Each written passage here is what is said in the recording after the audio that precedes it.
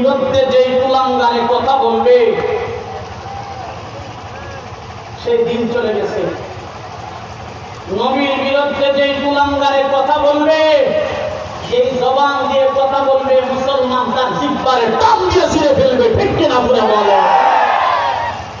डरते नहीं दुनिया में मुसलमान किसी से, डरते नहीं दुनिया में मुसलमान किसी से, जब मिल गए दौलत ईमान नबी से। কথা বলেন ঠিক কিনা?